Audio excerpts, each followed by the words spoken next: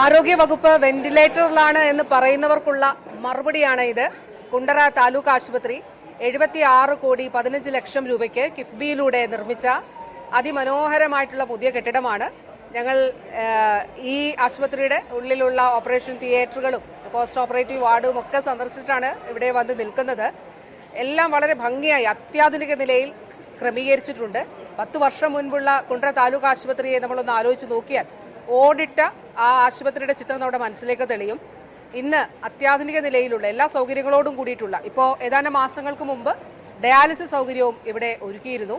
അപ്പോൾ ഒരു കാര്യം വ്യക്തമാണ്, ബോർഡുകളിൽ എഴുതി വെക്കുന്നതും റീലുകളിലും ഉള്ളതും അല്ല, യഥാർത്ഥത്തിൽ ജനമനസ്സുകളിൽ ഇടം പിടിക്കുന്നത് നമ്മുടെ കൺമുന്നിലുള്ള ഈ യാഥാർത്ഥ്യമാണ്. ബഹുമാനപ്പെട്ട മുഖ്യമന്ത്രി ശ്രീ പിണറായി വിജയൻ അല്പസമയം മുമ്പ് ഈ ആശുപത്രി ഉദ്ഘാടനം ചെയ്ത് നാടിന് സമർപ്പിച്ചു. മുൻ മന്ത്രി ബഹുമാനിയായ ശ്രീമതി ജെ മേഴ്സിക്കുട്ടിയമ്മ എന്നോട് ഒപ്പമുണ്ട്. ഈ പ്രിയപ്പെട്ട ആരോഗ്യ പ്രവർത്തകരാണ് ഉള്ളത്. ഒരു നാട് മുഴുവൻ ഇന്നത്തെ ഉദ്ഘാടന ചടങ്ങിൽ പങ്കെടുത്തു.